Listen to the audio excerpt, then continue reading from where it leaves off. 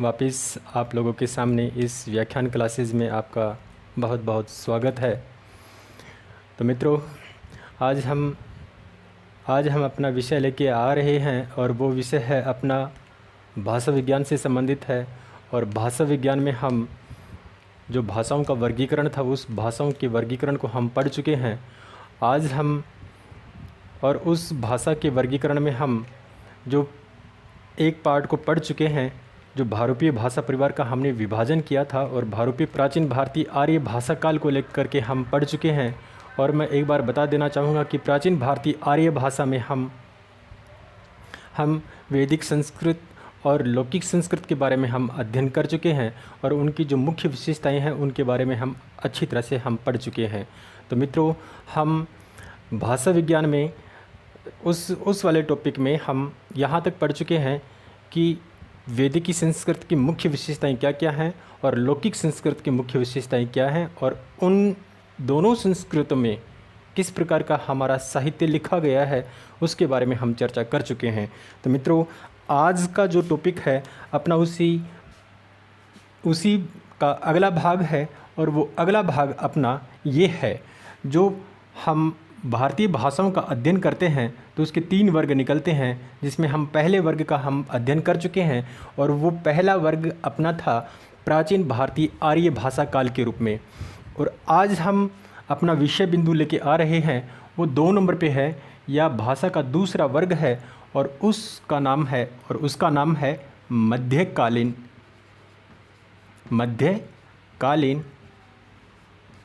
भारतीय आर्य भाषा। तो देखिए मित्रों, हम इसका वर्गीकरण हम पढ़ चुके थे और इसका वर्गीकरण हम इस प्रकार से पढ़ चुके हैं कि मध्यकालीन भारतीय आर्य भाषा काल है, उसका जो समय है जस्ट तुरंत किसके बाद में, लौकिक संस्कृत के बाद से शुरू होता है। तो इसका मतलब हम इसका समय काल निकालें तो इसका समय काल 500 ईसा पूर्व से लेकर इसका समय काल होता है 1000 ईस्वी तक। तो कहने का मतलब मेरा ये था कि ये जो समय काल है वो 1500 वर्ष तक निरंतर रूप से चलता रहा। और ये 1500 वर्ष तक जब चलता रहा तब हम इसके कई उपवर्ग बनाए थे और इसके उपवर्ग हमने इस प्रकार से बनाए थे कि ये 3 रूप में विभक्त हो जाती है। कितने रूप में मित्रों? ये 3 भागों में बट जाती है। पहला भाग इसका, और वैसे मैं आपको बता देना चाहूँगा कि ये जो समय काल रहा है इसका पूरा का पूरा समय काल एक प्रकार से ये प्राकृत के नाम से ही संबोधित होता है। अब ये प्राकृत है और इस प्राकृत के हम 3 वर्ग बनाते हैं। पहला वर्ग हमारे सामने ये आया था, उस वक्त हम वर्गीकरण कर चुके थे। वो वर्ग ये था कि प्रथम प्राकृत, ये है प्रथम प्राकृत, दूसरा था द्वितीय प्राकृत और तीसरा अपना था तृतीय प्राकृत। तो मित्रों, इनमें हमने अलग अलग भाषाओं के नाम लिए थे, या हम ये कह सकते हैं कि इनके अलग अलग नाम और हैं। तो कहने का मतलब ये था कि प्रथम जो प्राकृत है इसका समय काल रहा 500 ईसा पूर्व से लेकर 1 ईस्वी तक इसका समय काल रहा।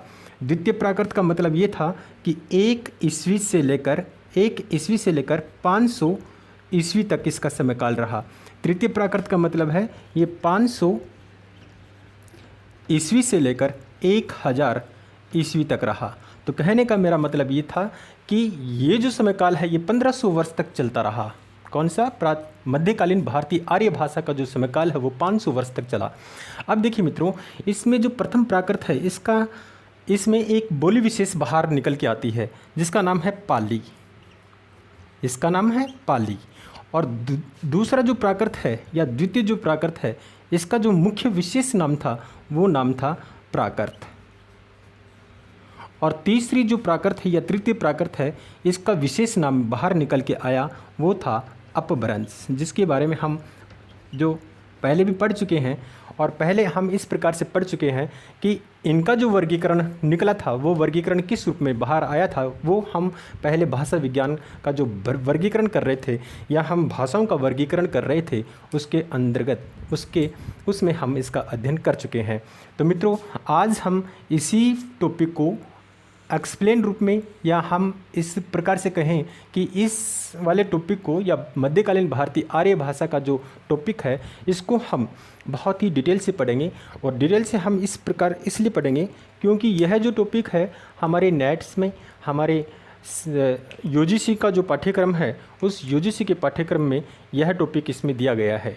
उसमें साफ साफ शब्दों में ये लिखा हुआ है कि भाषाओं का वर्गीकरण के बारे में समझाइए या उसके बारे में हम आपसे प्रश्न पूछेंगे। तो उसमें प्राचीन भारतीय आर्य भाषाओं के बारे में है जिसके बारे में भी मुख्य विशेषता हम पढ़ चुके हैं। दूसरा अपना ये है मध्यकालीन भारतीय आर्य भाषा के रूप में है जिसके रूप इस प्रकार से निकलते हैं और इसकी मुख्य विशेषताएं क्या है और इनमें जो मुख्य साहित्य लिखा गया है वो साहित्य कौन कौन सा है, इसी के बारे में हम आज चर्चा करेंगे। तो मित्रों, हम पहले इस रूप में पढ़ चुके थे कि ये जो पाली भाषा है इस पाली भाषा के दो भाग बाहर निकल के आते हैं। पहला जो भाग है वो है अपना पाली के रूप में है और दूसरा है वो है शिलालेखी भाषा के रूप में, शिलालेखी। तो मित्रों, आज हम इसी के बारे में अध्ययन करेंगे। हम क्रमबद्ध रूप में सभी को साथ लेके चलेंगे। तो हम पहले लेंगे हम प्रथम प्राकृत को, उसके बाद में हम अध्ययन करेंगे द्वितीय प्राकृत का, उसके बाद में हम अध्ययन करेंगे तृतीय प्राकृत का। तो मित्रों, आज हम सबसे पहले इसी प्रथम प्राकृत का अध्ययन करते हैं। तो इस प्रथम प्राकृत की मुख्य विशेषताएं क्या क्या हैं इसके बारे में हम आज डिटेल से पढ़ेंगे ताकि हमारा ये कॉन्सेप्ट बिल्कुल क्लियर हो जाए, ताकि हमारे से जो प्रतियोगिता परीक्षा में जिस प्रकार के प्रश्न पूछे जाते हैं वो हमारे एकदम सही हो जाए। तो मित्रों, मेरे दोस्तों, अब ये देखना ये प्रथम प्राकृत की मुख्य विशेषताएं क्या क्या निकलती हैं। तो हम सबसे पहले लेंगे पाली भाषा को। पाली भाषा की मुख्य विशेषताएं क्या क्या हैं और उसी के बारे में हम पढ़ेंगे। तो मित्रों, मैं ये कहना चाहूँगा कि जो पाली जो भाषा है, पाली भाषा का दूसरा नाम एक निकलता है, वो है देश भाषा। ये जो नाम हमने लिखा है ये नाम एक बार कंपटीशन एग्जाम में हमसे पूछ लिया गया कि पाली को किस नाम से पुकारा जाता है। तो मित्रों, इसका सॉल्यूशन यही है कि पाली का दूसरा नाम है या पाली को देश भाषा के नाम से भी संबोधित किया जाता है। तो मित्रों, ये देखना कि अब हम इसके बारे में पढ़ेंगे कि पाली शब्द आया कहाँ से। बस यही एक मुख्य बात है, यहाँ से हमारे प्रश्न बनने शुरू होते हैं। तो मित्रों, कई विद्वान ऐसे बोलते हैं कि पाली जो शब्द है या पाली जो नाम है वो एक पल्ली नामक शब्द से बाहर निकला है और ये पल्ली आगे जा कर के ये पाली बन जाता है। अब पाली क्यों बन जाता है? क्योंकि मित्रों, हम यह कह सकते हैं कि भाषा हमेशा परिवर्तनशील होती है। मनुष्य उस भाषा में हमेशा परिवर्तन करना चाहता है और वो परिवर्तन किस वजह से करेगा? या तो वो अपने मुख सुख के कारण भाषा में परिवर्तन करता है, या फिर दूसरा घटक हम उसको मान सकते हैं, भौगोलिक दृष्टिकोण को हम इसका मुख्य घटक मान सकते हैं। तो इस प्रकार से कोई भी भाषा क्यों ना हो, उस भाषा में हम परिवर्तन करना चाहते हैं। और परिवर्तन हम देखिए एक एग्जाम्पल देते हैं, परिवर्तन कैसे करना चाहते हैं। देखिए मित्रों, मैं एक नाम लेता हूँ। हमारी हिंदी में एक विद्वान है जिसका नाम है सच्चिदानंद हीरानंद वात्स्यायन अगेई। तो मित्रों, मुझे ये बताइए, क्या अगेई जी का पूरा नाम कोई संबोधित करता है?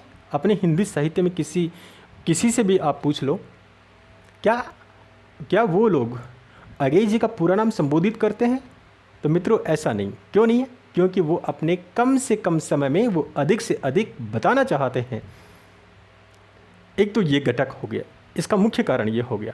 दूसरा ये है कि बोलते समय व्यक्ति की एनर्जी खत्म होती है या उसकी ताकत या उसकी शक्ति खत्म होती है। उस शक्ति को बचाने के लिए अपने मुख सुख के कारण उसके नाम में परिवर्तन करना चाहता है। तो इसी प्रकार से सच्चिदानंद हीरानंद वात्स्यायन अगेई का नाम पूरा नाम संबोधित न करने के बजाय हम लोग उसको एक ही नाम से बोलते हैं और वो है अगेई। तो इसी प्रकार से भाषा हमेशा परिवर्तनशील है और परिवर्तनशील होने के कारण ये शब्द भी, कौन सा? पल्ली शब्द भी एक प्रकार से पाली में परिवर्तन हो गया। अब देखिए, विद्वानों के अलग अलग मत हैं। विद्वानों के मत ये हैं कि एक विद्वान होता है हमारे हिंदी में, भाषा विज्ञान में एक विद्वान होता है जिसका नाम है भंडारकर। भंडारकर। और इसी के साथ दूसरा विद्वान है वाकर नागल।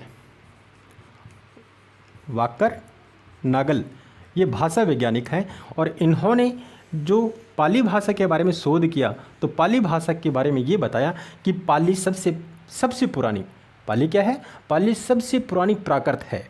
सबसे इन्होंने कहा कि इन्होंने भंडारकर ने और वाकर नागल ने ये कहा कि पाली जो है, पाली सबसे पुरानी प्राकृत है। प्राकृत का मतलब मित्रों पहले हम इसका अर्थ जान लें। इसका मतलब ये होता है प्राक प्लस कृत। इसका मतलब प्राक का मतलब पुरानी, कृत का मतलब होता है बनी हुई, कि ये सबसे पुरानी भाषा है। तो हम इसके बारे में यह कह सकते हैं कि संस्कृत जो वैदिक संस्कृत है उसके समय काल की ये भाषा है, क्योंकि ये जो भाषा है ये जन समुदाय की भाषा है और वैदिक संस्कृत है वो ग्रंथ की भाषा है, वो कठिन भाषा है और उस समय के दौर की पुरानी भाषा के रूप में या चलन में जो बोलचाल की भाषा थी वो प्राकृत के रूप में ही है। तो मित्रों इस प्रकार से साहित्यिक भाषा तो दब गई जो कठिन थी। अब जन समुदाय की जो सरल भाषा थी वो चलन में आ गई, तो चलन में आने के कारण उसका नाम दिया गया ये प्राकृत। तो प्रथम प्राकृत के रूप में सबसे पुरानी कौन सी है, ये पाली है। और किसने कहा कि सबसे पुरानी प्राकृत है, ये कहा भंडारकर ने और वागर नागल ने कहा। अब दूसरे विद्वान आते हैं जिसका नाम है विधुशेखर भट्टाचार्य। विधुशेखर भट्टाचार्य। विधुशेखर भट्टाचार्य जी ने ये कहा कि संस्कृत का एक शब्द होता है पंक्ति। क्या है? संस्कृत भाषा का एक शब्द है जिसका नाम है पंक्ति। संस्कृत का शब्द है जिसका नाम है पंक्ति। तो मित्रों इस पंक्ति से ही इस पाली भाषा का उद्भव होता है। या पंक्ति जब आगे चलती रही या इसी नाम का बोलचाल में प्रयोग होने लग गया, तब यही पंक्ति आगे धीरे धीरे जाकर के किस रूप में बदल गई, ये पाली के रूप में बदल गई। अब ऐसे ही और भी विद्वान हैं वो ये कहते हैं कि नहीं, पाली ऐसे नहीं बनी है। पाली तो एक प्रकार से गौतम बुद्ध के उपदेशों का एक नाम है। किनका? महात्मा गौतम बुद्ध हुआ करते थे और महात्मा गौतम बुद्ध के जो उपदेश हैं उनके उपदेशों का नाम ही ये पाली है। एक तो ये हो गया। एक विद्वान ये कहते हैं कि संस्कृत की जो वाल है, क्या है? ये वाल है। वाल का मतलब होता है मित्रों दीवार। ये अंग्रेजी का शब्द है वाल, ये है अंग्रेजी का शब्द और जिसका मतलब होता है दीवार। और विद्वान ये मानते हैं कि नहीं, ये पाली संस्कृत की नहीं है।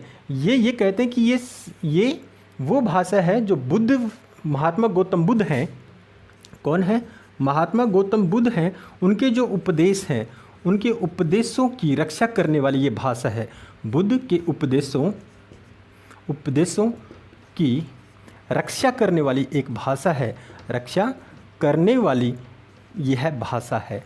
तो मित्रों इस प्रकार से कई विद्वान यह भी कहते हैं कि ये संस्कृत की एक वाल है और संस्कृत की वाल इस प्रकार से बाहर निकल के आती है जो महात्मा गौतम बुद्ध के जो उपदेश हैं उनके उपदेशों की रक्षा करने वाली ये भाषा है। अब मित्रों एक विद्वान और होते हैं जिसका नाम है भिक्षु, जो बौद्ध धर्म से ही संबंधित था, जिसका नाम है भिक्षु जगदीश कश्यप। जगदीश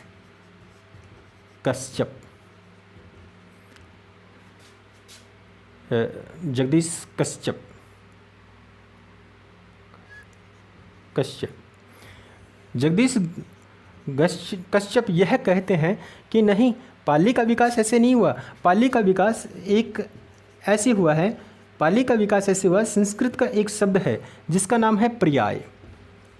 क्या नाम है? पर्याय। और यही पर्याय आगे जा कर के पाली के रूप में बदल गया। और ये पाली कैसे हुआ?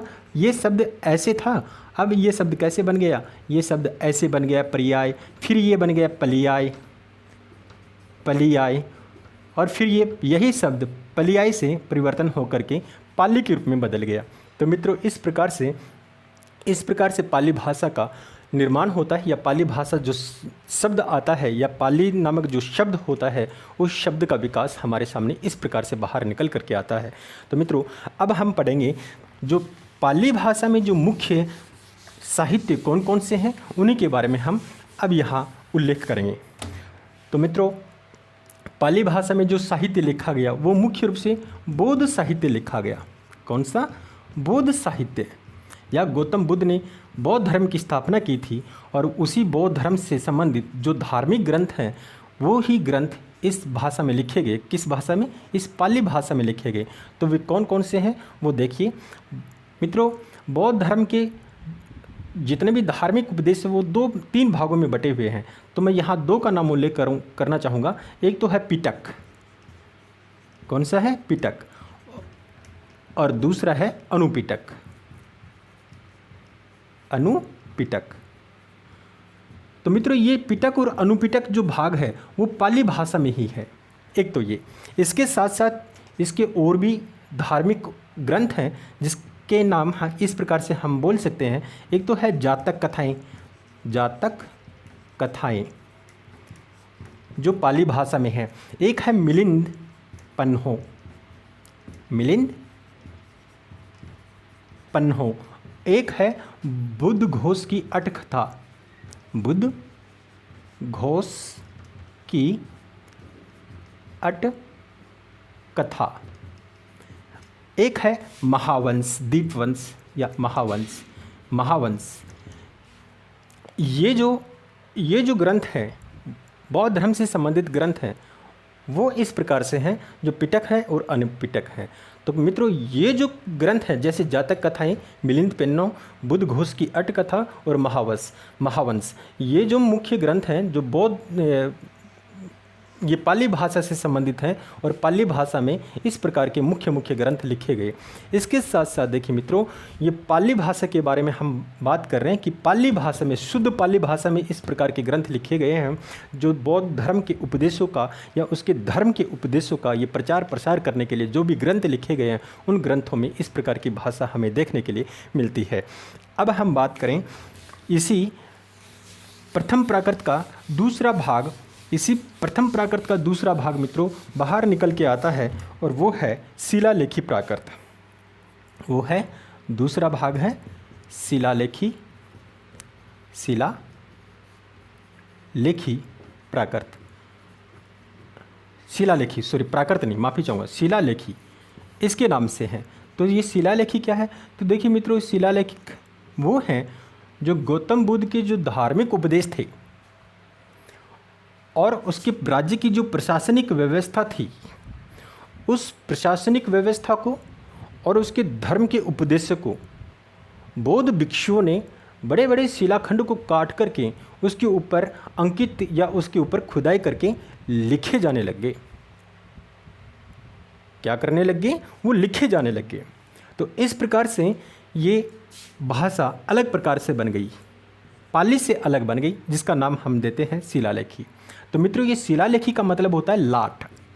लाट, ये लाट क्या है? जो बड़े बड़े स्तंभ होते हैं उन्हीं को हम लाट के नाम से जानते हैं। तो मित्रों ये जो शिलालेखी भाषा है इसके बहुत सारे नाम बनते हैं। कई विद्वान ये कहते हैं कि नहीं ये शिलालेखी प्राकृत नहीं है, नहीं शिलालेखी पाली नहीं है, ये शिलालेखी के साथ साथ हम इनके नाम और भी दे सकते हैं। जैसे हम इसके नाम दें, कई लोग बोलते हैं कि ये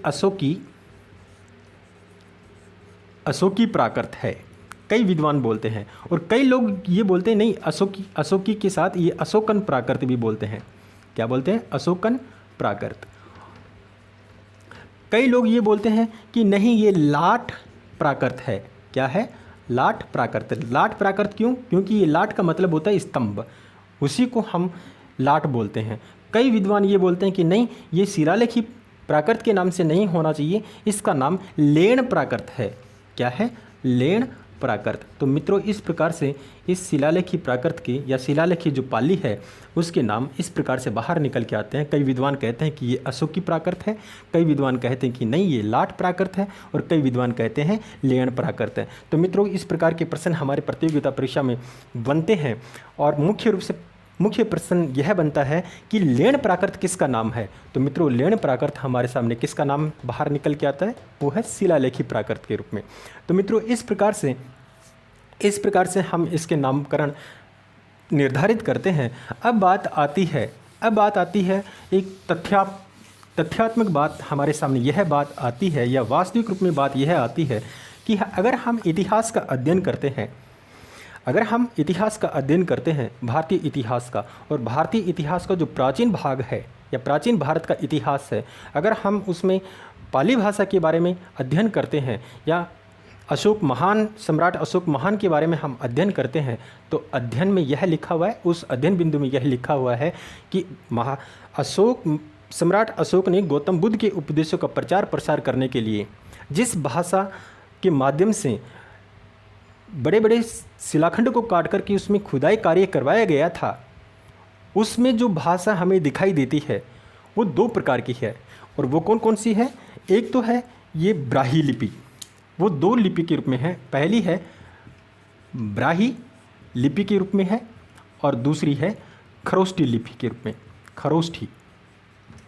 खरोष्टी लिपि के रूप में। तो मित्रों इस प्रकार से हमारे सामने एक विवादास्पद बात बाहर निकल के आती है कि हम शिलालेखी प्राकृत को ये लेण प्राकृत माने, या पाली भाषा माने, या फिर ब्राही लिपि माने, या खरोष्टी लिपि माने, हम क्या माने। लेकिन इतिहास ये कहता है कि पाली भाषा है, या गौतम बुद्ध के जो उपदेश हैं, जो सम्राट अशोक ने बड़े बड़े शिलाखंड के ऊपर अंकित करवाया था, उसकी जो भाषा है वो ब्राही लिपि के रूप में है और खरोष्टी लिपि के रूप में है। तो हम कह सकते हैं पाली भाषा का ही एक रूप ये ब्राही लिपि और खरोष्टी लिपि के रूप में है, जो बड़े बड़े शिलाखंड के ऊपर गौतम बुद्ध के उपदेश अंकित हैं, जो आज भी हमारे सामने वो प्रामाणिक रूप में उपलब्ध होते हैं।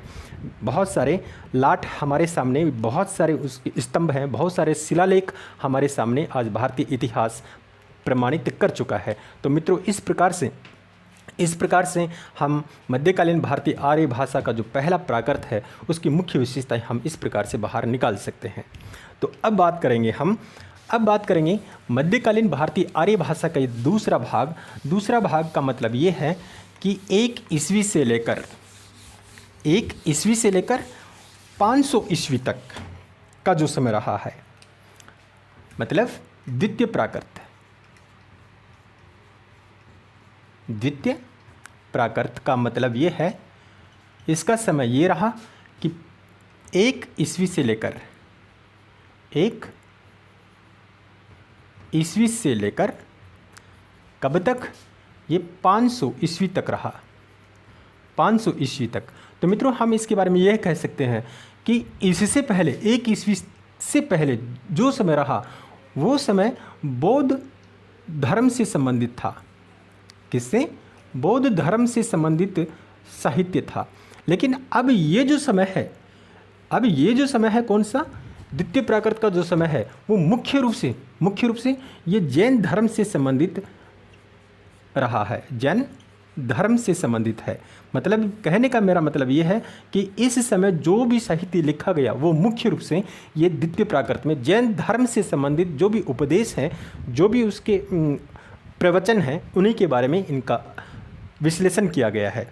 तो मित्रों हम पहले ये देखेंगे कि द्वितीय प्राकृत में ऐसी मुख्य विशेषताएं क्या क्या हैं। तो मित्रों हम यह कह सकते हैं कि ये वैदिक काल, ये क्या है?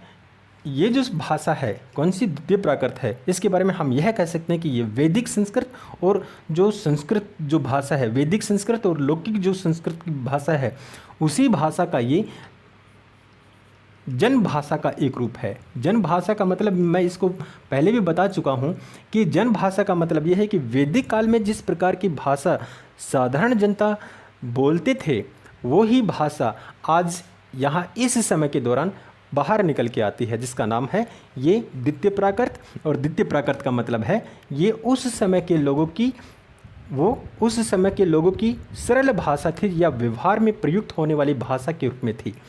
तो ये है जनभाषा के रूप में द्वितीय प्राकृत। तो मित्रों अब हम इसके वर्गीकरण करते हैं कि द्वितीय प्राकृत के बहुत सारे वर्गीकरण हमारे सामने बाहर निकल के आते हैं, क्योंकि भाषा वैज्ञानिक ये कहते हैं कि ये साहित्य के हिसाब से अलग इसकी भाषाएं बाहर निकल के आती हैं, धर्म के आधार पर इसकी अलग प्रकार से इनकी जो भाषाएं हैं वो बाहर निकल के आते हैं, और भाषा वैज्ञानिक है वो अलग प्रकार से इसका वर्गीकरण करते हैं। तो मित्रों हम इसका वर्गीकरण करेंगे, किसका? द्वितीय प्राकृत का हम वर्गीकरण करेंगे। तो हम 1 नंबर पे लेके आते हैं, वो है धर्म के आधार पर इसके कितने भाग माने जाते हैं। धर्म के आधार पर द्वितीय प्राकृत के भाग जो निकलते हैं या इनसे जो बोलियां निकलती हैं वो कौन कौन सी हैं? वो मुख्य रूप से 4 बोलियां हैं। कितने हैं? वो 4 बोलियां हैं। 4 बोलियां कौन कौन सी हैं? एक तो है पाली, दूसरी है अर्धमागधी, अर्धमागधी, तीसरी है जैन महाराष्ट्री, जैन महाराष्ट्री, और 4 नंबर पे है उसका नाम है जैन शूरसेनी, जैन शूरसेनी। तो मित्रों मैंने आपको ये बताया था कि इस समय जो भी भाषा लिखी गई है वो कौन से ग्रंथों में है? वो मुख्य रूप से जैन धर्म के ग्रंथों में लिखी हुई है। तो मित्रों इस प्रकार से जैन धर्म से संबंधित होने के कारण ये धर्म के आधार पर 4 भागों में बढ़ जाती है। पहली है पाली, जो पाली है वो बौद्ध धर्म के उपदेशों की भाषा बन गई, और फिर ये अर्धमागधी है, जो मगध प्रांत के आसपास जो जैनी निवास करते थे या जैन धर्म का प्रचार प्रसार चल रहा था, इसी वजह से इसका नाम दिया गया अर्धमागधी। तीसरा है जैन महाराष्ट्री, महाराष्ट्र या मराठा जो प्रांत है उस प्रांत में भी जैन धर्म के लोगों का बहुत सारा निवास था, इसी निवास के कारण इनका नाम दिया जैन महाराष्ट्री। जैन शूरसेनी का मतलब ये है कि जैन शूरसेन प्रांत में भी निवास करते थे, और उनकी जो जन भाषा रही है या आम समुदाय की जो भाषा रही है वो भाषा इस रूप में है। तो इस प्रकार से धर्म के आधार पर हम इसके 4 भाग कर सकते हैं। अब बात करें हैं हम साहित्य के हिसाब से, दूसरा वर्ग हम लेंगे साहित्य। साहित्य के आधार पर इस द्वितीय प्राकृत के जो भाग हैं उसका वर्गीकरण किस प्रकार से करेंगे? इसका वर्गीकरण भी मित्रों ये 4 प्रकार से मानते हैं। भाषा वैज्ञानिक क्या कहते हैं कि इसके भी 4 भेद हैं। 4 भेद कौन कौन से हैं? एक तो है हमारे सामने महाराष्ट्री, महाराष्ट्री, दूसरा हमारे सामने है वो है शूरसेनी, शूरसेनी, और तीसरा हमारे सामने है वो है मागधी, मागधी, और चौथा है हमारे सामने वो है पेशाची, पेशाची।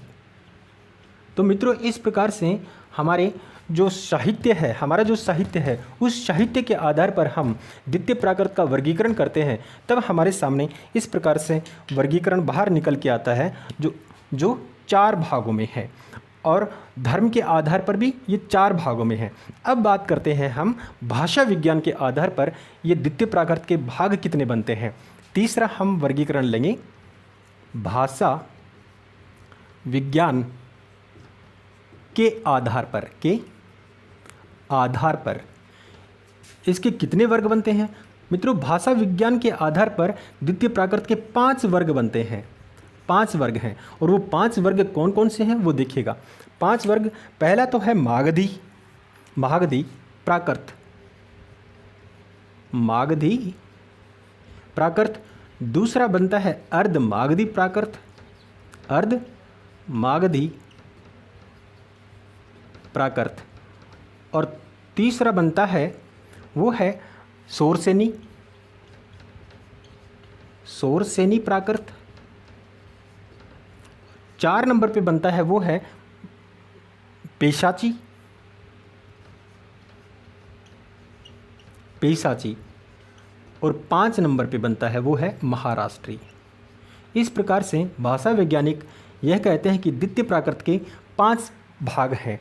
5 भाग हमारे सामने ये रहे, और धर्म के आधार पर इसके 4 वर्ग बनते हैं। धर्म के आधार पर केवल एक वर्ग ही अलग है, और वो अलग कौन सा है? वो पाली के रूप में है, और बाकी यो की यो है। तो कहने का मतलब इस प्रकार से हमारे से प्रतियोगिता परीक्षा में प्रश्न पूछ लिए जाते हैं। तो मित्रों, इस प्रकार की जो छोटी छोटी बातें हैं जो भाषाओं के वर्गीकरण में शामिल होती हैं, इसी प्रकार के जो प्रश्न हैं हमारी प्रतियोगिता परीक्षाओं में शामिल होते हैं। तो इस प्रकार से ये द्वितीय प्राकृत का वर्गीकरण है। अब हम पढ़ेंगे इनकी जो मुख्य विशेषताएं हैं उन्हीं के बारे में हम पढ़ेंगे। हम यह जानेंगे कि मागधी जो प्राकृत है उसकी मुख्य विशेषताएं क्या हैं, अर्धमागधी जो प्राकृत है उसकी मुख्य विशेषताएं क्या हैं, शोरसेनी प्राकृत है उसकी विशेषताएं क्या है, पेशाची की विशेषताएं क्या हैं और महाराष्ट्र की विशेषताएं क्या हैं। तो मित्रों, हम इसी के बारे में हम बहुत अच्छी तरह से गहराई से पढ़ेंगे। तो पहले हम लेते हैं मागधी प्राकृत का नाम लेते हैं। तो मित्रों, मैं बता देना चाहूँगा कि मागधी जो प्राकृत है वो उसका प्रयोग संस्कृत के जितने भी नाटक हैं, संस्कृत के उस समय के इस समय के जो नाटक हैं, इस समय के जो नाटक हैं, हम बात लें मागधी प्राकृत की मुख्य विशेषताएं क्या है। तो मित्रों, हम पहले ये कहना चाहेंगे कि ये जो प्राकृत है, कौन सी मागधी जो प्राकृत है, ये गौड़ प्रदेश की प्राकृत है, गौड़ प्रदेश की प्राकृत है। एक विशेषता तो ये। दूसरी विशेषता हमारे सामने मागधी प्राकृत की यह आती है कि इस समय, किस समय, 500 ईस्वी, 1 ईसा पूर्वी से लेकर के 500 ईस्वी तक के जितने भी नाटक लिखे गए, कौन से नाटक लिखे गए हैं, वो संस्कृत के नाटक लिखे गए हैं। किसके? संस्कृत भाषा में जो नाटक लिखे गए हैं, उन नाटकों में जो निम्न वर्ग के जो पात्र हैं या निम्न वर्ग के जो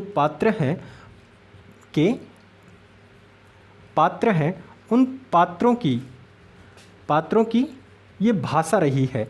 और इस भाषा को ये कहते हैं कि यह बहुत ही गिरी हुई भाषा के रूप में है, या जो निम्न वर्ग के लोग जनता के रूप में नाटकों में प्रस्तुत होते थे, उन लोगों की आम बोलचाल के रूप में ये मागधी प्राकृत का ही वो प्रयोग करते थे। अब अगली विशेषता हम लें इसकी, ये है कि इस मागधी प्राकृत में जो ग्रंथ लिखा गया है, इस मागधी प्राकृत में जो मुख्य ग्रंथ लिखा गया है, उस ग्रंथ का नाम ये अश्वघोष है। क्या नाम है? अश्वघोष। तो मित्रों, ये प्रश्न हमारे सामने बहुत ही महत्वपूर्ण बनता है। ये बनता है कि मागधी प्राकृत में मुख्य या विशेष ग्रंथ कौन सा लिखा गया है, तो हमारे सामने ये नाम बाहर निकल के आता है। इसका नाम है क्या? अश्वघोष नाटक है। तो इस प्रकार से इसकी मुख्य विशेषताएं ये हैं। ये ज़्यादा इतना महत्वपूर्ण नहीं है, लेकिन अब हम आगे दूसरे प्राकृत के रूप में हम लेंगे और वो है अर्धमागधी प्राकृत। तो मित्रों, मैं आपको बता देना चाहूँगा कि अर्धमागधी जो प्राकृत है वो 2 प्रांतों के बीच में स्थित लोगों की भाषा थी। वो 2 प्रांत कौन कौन से हैं? एक तो मगध प्रांत है।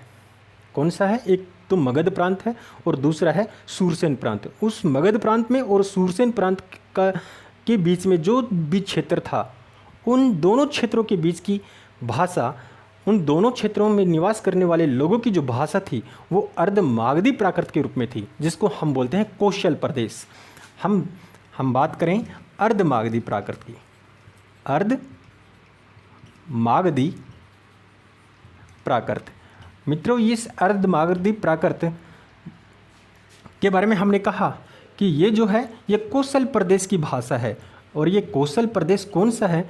देखिए मित्रों, मैं एक बार इनके बारे में बता देना चाहूँगा कि पहले का जो हमारे भारत का भूखंड था, या पहले का जो हमारा भारत देश था, या हम ये कहें आर्यावर्त था, उस आर्यावर्त में 16 महाजनपद हुआ करते थे, जिसको हम उन महाजनपदों का आज हम राज्य के रूप में उल्लेख करते हैं। किसके रूप में करते हैं? राज्य के रूप में हम उसका नाम जानते हैं।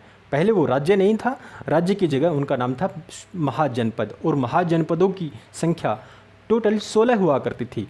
उन 16 महाजनपदों में एक मगध प्रांत भी था। कौन सा था? मगध जनपद भी था, और दूसरा था कौन सा? शोरसेनी जनपद भी था, शोरसेनी जनपद। और इन दोनों जनपदों के बीच में ये जो प्रांत है ये कौशल के नाम से जाना गया था, कौशल प्रांत था। तो ये कौशल भी एक प्रकार से प्रांत था, और इस कौशल प्रांत की जो भाषा थी, उस कौशल प्रांत की भाषा ये अर्धमागधी प्राकृत थी। ठीक है मित्रों, अब बात करते हैं इसमें जो ग्रंथ लिखे गए हैं, वो ग्रंथ मुख्य रूप से जैन धर्म के ग्रंथ लिखे गए हैं। जैसे मैं आपको नामोल्लेख करूं या आपको मैं उन जैन धर्म के मुख्य ग्रंथों के बारे में बताऊं, जैसे ये क्या नाम, एक तो मुद्रा राक्षस है, एक प्रबोध चंद्रोदय नाटक है। दो नाटक जो महत्वपूर्ण है हमारे हिंदी में, आगे तक ये इन्हीं का नामोल्लेख होगा। एक तो मुद्रा राक्षस का मैं कहूँ कि इसमें जो नाटक लिखे गए हैं या साहित्य लिखा गया है, एक तो है मुद्रा राक्षस, और दूसरा मुख्य नाटक लिखा गया वो है प्रबोध चंद्रोदय।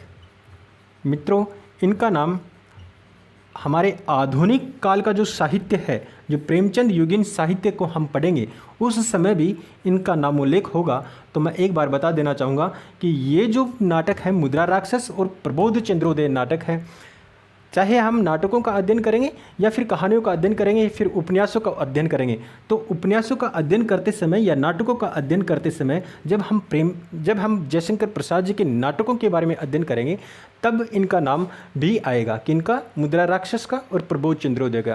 क्यों आएगा? क्योंकि मित्रों उस समय जो नाटक लिखे गए थे, प्राचीन ऐतिहासिक दृष्टिकोण को माध्यम बना करके नाटक लिखे गए थे, और ये माध्यम यही बने हुए हैं।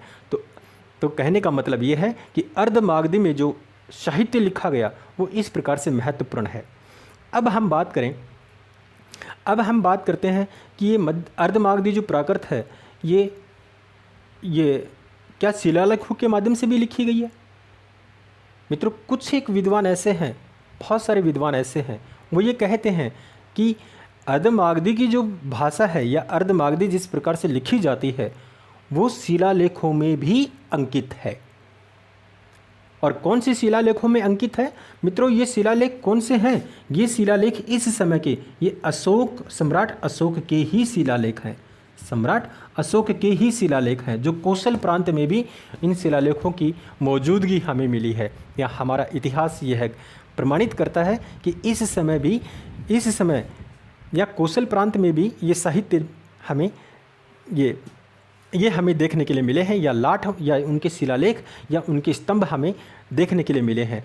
और कुछ लोग ये कहते हैं कि ये मागधी और शोरसनी प्रांत की जो कौशल जो प्रांत है, उस कौशल प्रांत की जो मुख्य बोलियां हुआ करती थी, किसकी? इसमें जन समुदाय की जो बोली हुआ करती थी, वो बोली ही इस अर्धमागधी के रूप में है। तो मित्रों, अर्धमागधी के बारे में हम इतना ही जानेंगे। अब अपना अगला भाग लेते हैं और वो है महाराष्ट्री प्राकृत। तीसरा भाग इसका है, तीसरा हम लेंगे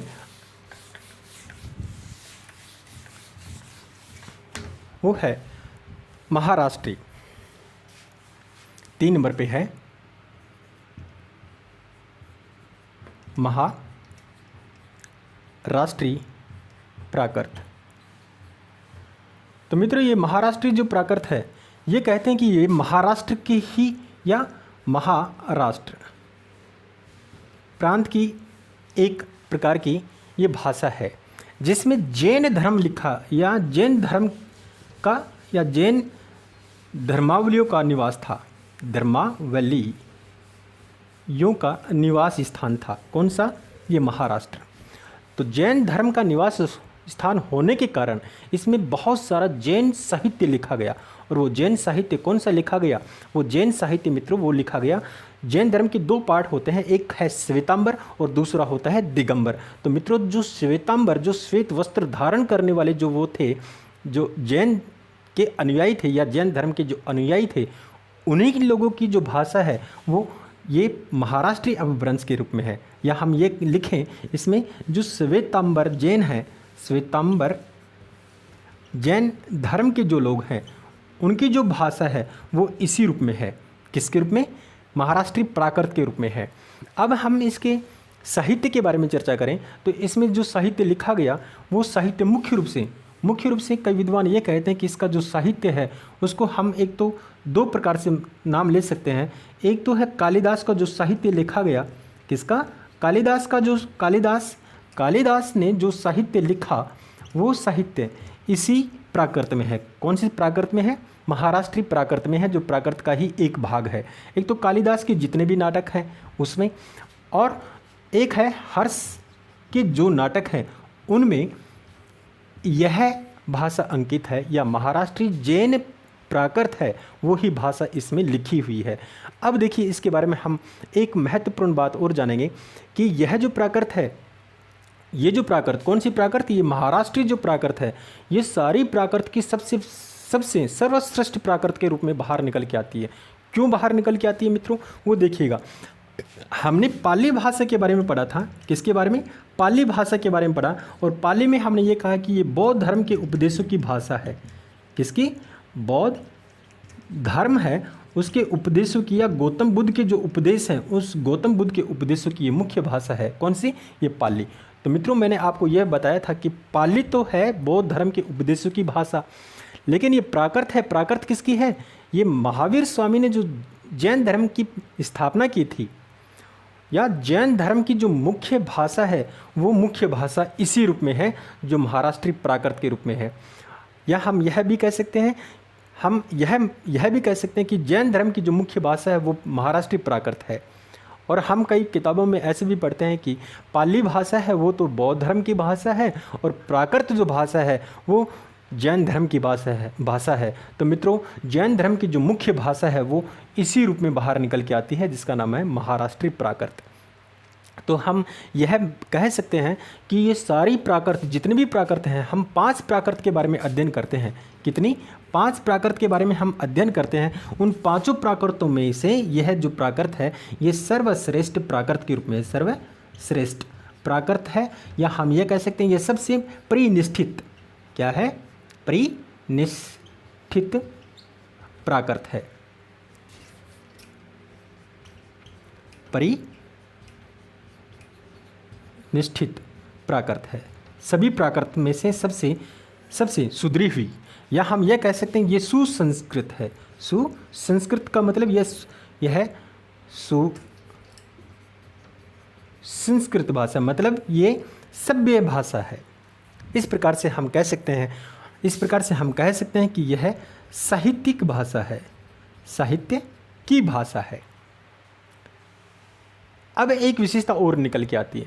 कई विद्वान ये कहते हैं मित्रों कि ये जो महाराष्ट्री जो प्राकृत है, कौन सी, ये जो महाराष्ट्री प्राकृत है, ये उस समय की, किस समय की, 1000 ईस्वी से लेकर 500 ईस्वी के बीच में जो भी समय रहा है उस समय की ये राष्ट्रभाषा के रूप में है। किस रूप में है, ये राष्ट्रभाषा है। तो एक बार प्रश्न यह बन गया था कि द्वितीय प्राकृत में राष्ट्रभाषा के नाम से कौन सी भाषा संबोधित होती है या कौन सी भाषा को माना जाता है। तो मित्रों राष्ट्रभाषा द्वितीय प्राकृत में केवल यही है जिसका हम नामोल्लेख कर चुके हैं, जिसका नाम है कौन सा, महाराष्ट्री प्राकृत। तो इस प्रकार से हमारे मागधी प्राकृत को हम पढ़ चुके, अर्धमागधी प्राकृत को हम पढ़ चुके, महाराष्ट्री प्राकृत को पढ़ चुके। अब हम लेंगे चौथा जो प्राकृत है वो है शौरसेनी प्राकृत। तो मित्रों शौरसेनी प्राकृत के बारे में देखिएगा, आता है जिसका नाम है 4 नंबर पे है, 4 नंबर पे हम लेंगे शौरसेनी प्राकृत। शौरसेनी प्राकृत। तो शौरसेनी प्राकृत का मतलब मित्रों ये है, ये सूरसेन प्रांत की है। कौन सी प्रांत की, सूरसेन प्रांत की प्राकृत है, या सूरसेन प्रांत की जो भाषा है वो ही है। और सूरसेन नाम किसका है, आज के ज़माने में या आज के युग में इस सूरसेन प्रांत का नाम मथुरा पड़ गया है। क्या है, मथुरा, जो उत्तर प्रदेश का एक ज़िला है मथुरा के नाम से। तो इस प्रकार से ये सूरसेन जो प्रांत है वो मथुरा के आसपास का जो भूखंड है वहाँ की ये भाषा है। और इस भाषा में जो साहित्य लिखा गया वो मुख्य रूप से संस्कृत के जो नाटक हैं, किसमें, संस्कृत के जो नाटक हैं वो संस्कृत के नाटक में गद्य रूप चला है। कौन सा, जो गद्य रूप चला है उस गद्य रूप की भाषा ये शौरसेनी प्राकृत हुआ करती थी। एक तो विशेषता ये है। और वो कौन से नाटक हैं जिसमें ये शौरसेनी प्राकृत का उल्लेख हुआ है, वो प्राकृत कौन से हैं मित्रों, वो देखिए। एक तो ग्रंथ हमारे सामने है कर्पूर मंजरी ग्रंथ है जो नाटक के रूप में है।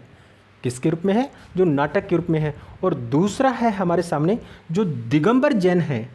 कौन? दिगंबर।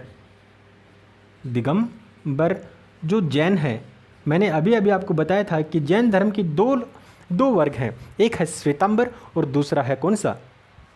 दूसरा है दिगंबर। तो श्वेतांबर तो चले गए किस में? महाराष्ट्री प्राकृत में चले गए, और बाकी जो बचते हैं दिगंबर जो जैन धर्म के अनुयायी जो शेष रहते हैं वो दिगंबर जैन में आ जाते हैं। तो कहने का मतलब दिगंबर जैनियों की जो भाषा थी वो कौन सी थी? ये शौरसेनी प्राकृत के रूप में थी। और शौरसेनी प्राकृत का चलन कहाँ था? ये सूरसेन प्रांत में था, या हम ये कहें कि सूरसेन प्रांत कहाँ है? ये सूरसेन प्रांत का मतलब ये मथुरा है। इसी मथुरा को लेकर के हम ये कह सकते हैं कि ये मध्य भारत का भाग है। किसका? मध्य भारत का भाग है, या हम इस मध्य भारत का नाम मध्य देश भी बोलते हैं, मध्य देश। तो इस प्रकार से हमारी ये जो शौरसेनी जो प्राकृत है इस रूप में मुख्य विशेषता अपने आप में रखती है। अब हम बात करेंगे किसकी? पेशाची, इसका 5वां जो भाग है इसी के बारे में हम बात करेंगे। तो मित्रों, ये पेशाची जो वर्ग है ये द्वितीय प्राकृत का अंतिम भाग बनता है। अंतिम भाग, जैसे हम 4 का तो नामोल्लेख कर चुके हैं, अब जो 5वां जो भाग है या द्वितीय प्राकृत का जो 5वां जो रूप है वो हमारे सामने है, वो है पेशाची प्राकृत के रूप में। पेशाची प्राकृत। देखिए मित्रों, कई विद्वान ये बोलते हैं कि पेशाची प्राकृत को भूत भाषा के नाम से भी जाना जाता है। भूत भाषा। अब ये भूत भाषा कहाँ है? ये देखिए, पेशाची प्राकृत का मतलब ये है जो कश्मीर का जो प्रांत है, कश्मीर का जो प्रांत है उस प्रांत में इस प्रकार की भाषा बोली जाती है। और कश्मीर के जो तलहटी वाला क्षेत्र है, कश्मीर का जो तलहटी वाला क्षेत्र का मतलब ये पंजाब का जो क्षेत्र है, और पंजाब से सटे हुए जितने भी क्षेत्र हैं, जितना भी क्षेत्र है कश्मीर के पास में ये पंजाब है। और पंजाब के बाद में जो सिंध प्रांत आता है, इस सिंध प्रांत में जिस प्रकार की भाषा बोली जाती थी वो पेशाची अपभ्रंश नहीं, पेशाची प्राकृत के रूप में ही बोली जाती थी। और इस प्राकृत में मुख्य ग्रंथ लिखा गया है, वो ग्रंथ है गुणाढ्य। गुणाढ्य का लिखा हुआ एक ग्रंथ है और वो ग्रंथ है बृहत कथा। गुणाढ्य एक कवि हुआ करते थे और उस कवि ने यह ग्रंथ लिखा। कौन सा? बृहत कथा। ये जो ग्रंथ है वो ग्रंथ गुणाढ्य ने लिखा, और ये कौन सी भाषा में लिखा? ये द्वितीय प्राकृत की पेशाची प्राकृत में लिखा गया। तो मित्रों, इस प्रकार से हमारे द्वितीय प्राकृत के 5 वर्ग बनते हैं, और 5 वर्ग की मुख्य विशेषता अब हम बात करेंगे कि देखिए मित्रों, वैदिक संस्कृत जिस प्रकार से भाषा बनी उसका हम उल्लेख कर चुके। और दूसरा, हम संस्कृत का एक पार्ट था जिसका नाम था लौकिक संस्कृत। तो लौकिक संस्कृत में हमने ये पढ़ा था कि लौकिक संस्कृत को नियमों में बांधने के लिए एक व्याकरण ग्रंथ लिखा गया था।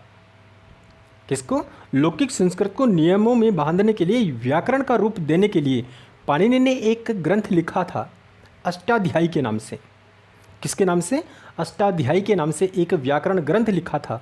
और उस व्याकरण ग्रंथ के आधार पर आज की जो संस्कृत भाषा है वो चल रही है। तो इसी प्रकार से, किस प्रकार से? जिस प्रकार से पाणिनि ने अष्टाध्यायी व्याकरण ग्रंथ लिखा था, वैसा ही एक व्याकरण ग्रंथ लिखा गया, व्याकरण ग्रंथ लिखा गया। किसमें? इस द्वितीय प्राकृत में व्याकरण ग्रंथ लिखा गया। और वो व्याकरण ग्रंथ एक नहीं 2 व्याकरण ग्रंथ हैं। और वो 2 व्याकरण ग्रंथ कौन कौन से हैं? एक तो वरुची का व्याकरण ग्रंथ है जिसका नाम है प्राकृत प्रकाश, मैं नाम उल्लेख करूँगा। एक तो है, मैं यहाँ लिखूँगा, एक तो है हमारा वरुची नामक विद्वान हुआ करते थे, उन्होंने एक ग्रंथ लिखा या एक व्याकरण ग्रंथ लिखा जिसका नाम था प्राकृत प्रकाश। और दूसरा जो ग्रंथ लिखा है वो लिखा है हेमचंद्र जी ने, या आचार्य हेमचंद्र ने जो व्याकरण ग्रंथ लिखा या जो ग्रंथ लिखा उसका नाम है प्राकृत व्याकरण। इस प्रकार से इस प्राकृत व्याकरण के दो ग्रंथ हमारे सामने आते हैं। एक तो है वरुची, एक तो है हमारे सामने वरुची का। बरूरची का है प्राकृत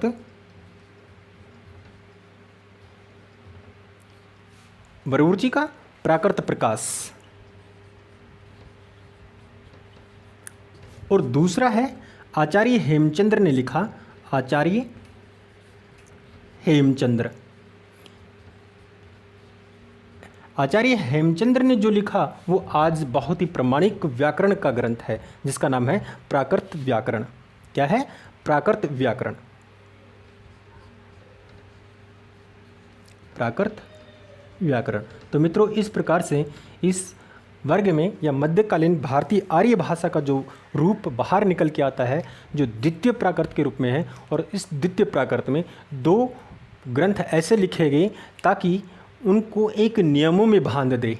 तो मित्रों, इस प्रकार से द्वितीय प्राकृत भी नियमों में बंध गई। अब समस्या ये आती है कि द्वितीय प्राकृत तो एक प्रकार की साहित्यिक भाषा हो गई।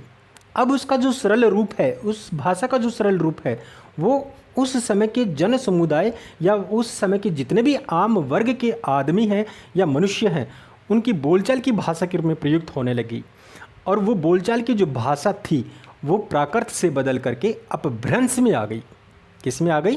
अपभ्रंश के रूप में आ गई, जो तृतीय प्राकृत के रूप में जानी जाती है, जिसको हम पढ़ेंगे अभी कुछ ही देर में। हम उसका अध्ययन बिंदु लेकर आ रहे हैं। तब तक के लिए धन्यवाद।